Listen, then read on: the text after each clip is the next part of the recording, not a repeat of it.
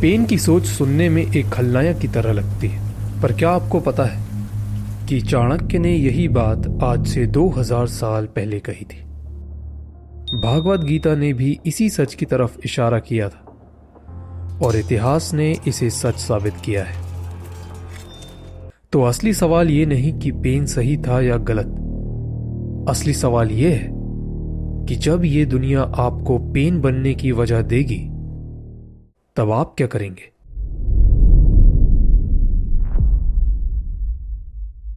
एक सवाल मेरे मन में अक्सर आता है, अगर आप नागटो की जगह होते तो क्या आप उससे अलग होते।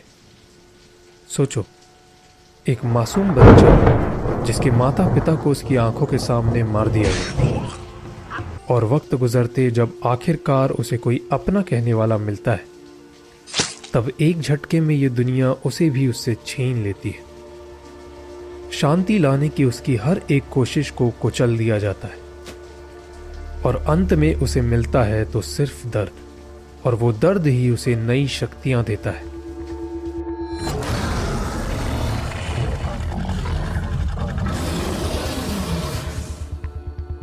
हर एक मोड़ पर इस दुनिया ने उसे ये चीख कर बताया कि बिना ताकत के तुम कुछ नहीं कर सकते। और फिर एक दिन उस टूटे हुए बच्चे ने एक फैसला किया कि अगर ये दुनिया नहीं बदलेगी तो वो इस दुनिया को बदल देगा, अगर इंसान बनकर नहीं तो भगवान बनकर।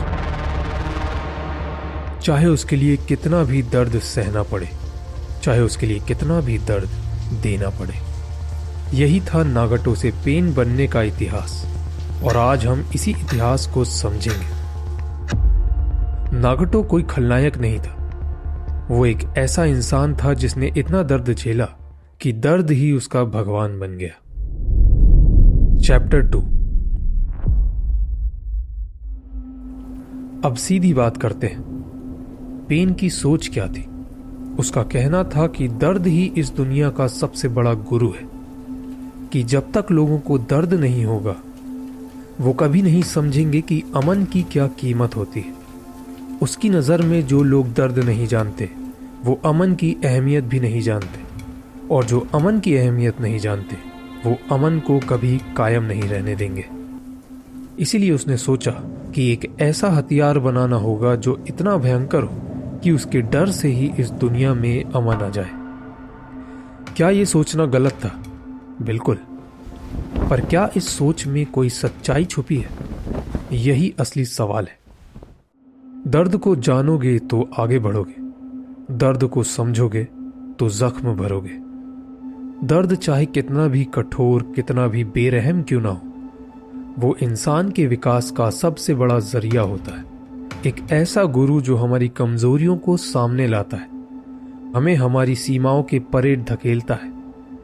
याद रहे, दर्द से मुंह मोड़ना मतलब सफलता से मुंह मोड़ना। चैप्टर 3। अब मैं आपको कुछ ऐसा बताने वाला हूं जो आपने शायद सोचा भी नहीं होगा। आज से 2400 साल पहले इस धरती पर एक ऐसा इंसान था जो अपनी मातृभूमि का भाग्य बदलना चाहता था, जिसका नाम था चाणक्य।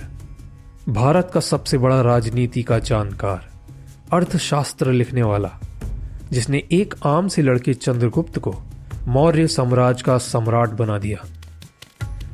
चाणक्य का सिद्धांत था साम दाम दंड भेद। पहले समझाओ, फिर खरीदो, फिर दंडो और फिर तोड़ दो। ये सोच क्या थी कि अगर तुम सच में कुछ पाना चाहते हो तो कभी कभी तुम्हें वो रास्ता अपनाना पड़ता है जो आसान नहीं होता, जो सही नहीं लगता, जो दर्द देता है। चाणक्य भी जानते थे कि ये दुनिया सिर्फ प्यार से नहीं चलती, कि कभी कभी सजा जरूरी होती है, कि कभी कभी दर्द ही सही रास्ता दिखाता है। तो क्या चाणक्य और पेन एक ही थे? नहीं, पर दोनों एक ही सच के अलग अलग चेहरे थे।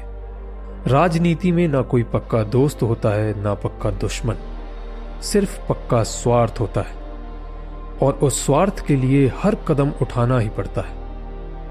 चाणक्य ने 2000 साल पहले वही कहा जो पेन ने नारुतो की दुनिया में किया, दोनों शायद अपने तरीकों में गलत थे, पर दोनों अपनी समझ में सही थे। चैप्टर 4। अब एक और नजरिया भागवत गीता का। कृष्ण ने अर्जुन से कहा था, कर्म कर, फल की चिंता मत कर, कोई लालच नहीं, कोई डर नहीं, अपनी भावनाओं को अपने काम से अलग रखो। अब एक पल के लिए सोचो, क्या पेन ने यही नहीं किया? उसने अपना काम किया, बिना इस चिंता के कि लोग उसे खलनायक समझेंगे या हीरो। वो पूरी तरह से मुक्त था, अपने दर्द से भी, अपनी जिंदगी से भी और अपनी मौत से भी। महाभारत में पांडव धर्म की ओर से लड़ रहे थे, कृष्ण उनके सारथी थे, पर उस धर्म युद्ध में भी कई निर्दोष योद्धा मारे गए। कर्ण, आचार्य द्रोण, भीष्म पितामह। कृष्ण जानते थे कि यह होगा, फिर भी उन्होंने पांडवों को रोका नहीं, क्योंकि उनकी नजर में लक्ष्य इतना बड़ा था कि रास्ते में आने वाली पीड़ा एक जरिया थी, रुकावट नहीं। तो क्या वही पेन ने नहीं किया? दोनों ने एक ही फैसला लिया, बड़े लक्ष्य के लिए छोटी पीड़ा नहीं देखी। कृष्ण का लक्ष्य धर्म युद्ध के जरिए शांति लाना था, पेन का लक्ष्य प्रोजेक्ट सुकीनोमे के जरिए शांति था। दोनों चाहते एक ही चीज थे, शांति। फर्क सिर्फ इतना था, कृष्ण ने इंसान को चुनने का हक दिया, पेन ने वो हक इंसानों से छीन लिया। चैप्टर 5। अब मैं आपको वो बात बताता हूं जिस पर बात करना लोग अवॉइड करते हैं। पेन आधा सही था। क्या ये सच नहीं कि इस दुनिया में अमन तब आता है जब लोगों को दर्द का डर होता है? क्या ये सच नहीं कि जो लोग कभी दर्द में नहीं पड़े, वो दूसरों का दर्द कभी नहीं समझ पाते? इतिहास गवाह है कि बदलाव की चिंगारी शोला तब बनती है जब दर्द इतना बढ़ जाए कि चुप रहना मुमकिन ना हो। ये सब सच है, और यही वो बात है जो हमें सोचने पर मजबूर कर देती है। क्योंकि अगर पेन आधा सही था, तो इसका मतलब यह है कि उस वक्त कोई भी पेन बन सकता था, आप भी और मैं भी। सबसे डरावना वो खलनायक नहीं जो बुरा करता है, सबसे डरावना वो पल है जब तुम्हें उसकी कहानी अपनी लगने लगती है। चैप्टर 6। तो अब मैं आपको एक चेतावनी देना चाहता हूं। जिंदगी में एक ऐसा वक्त आएगा जब ये दुनिया आपको बहुत गहरा दर्द देगी, इतना दर्द कि तुम्हारा दिल कहेगा अब बस, अब मैं भी यही करूंगा। और उसी वक्त तुम पेन बनने के सबसे करीब होगे। लेकिन यहां एक बात हमेशा याद रखना, पेन ने जो रास्ता चुना, उसने उससे कुछ हासिल नहीं किया। ना अमन मिला, ना चैन मिला, और ना वो दुनिया बनी जिसके लिए उसने सब कुछ, यहां तक कि अपने गुरु को भी कुर्बान कर दिया था। चाणक्य ने अपनी नीति से एक बड़ा साम्राज्य खड़ा किया, पर चाणक्य खुद कभी सुखी नहीं रहे। पेन ने अपना सपना पूरा करने की कोशिश की, पर पेन खुद कभी आजाद नहीं रहा। दोनों के पास ताकत थी, दोनों के पास एक विजन था, पर दोनों के पास अमन नहीं था। क्योंकि दर्द से दुनिया को बदलना और दर्द के बावजूद खुद को बनाना, ये दो बिल्कुल अलग रास्ते हैं।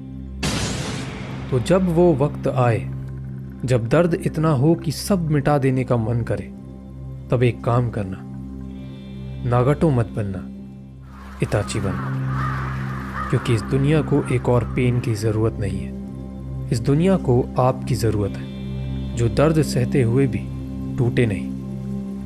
पेन का रास्ता दुनिया को तोड़ता है, इताची का रास्ता खुद को तोड़ता है, पर दुनिया के लिए फैसला आपका है। मिलते हैं अगले वीडियो में, और तब तक के लिए सायोनारा।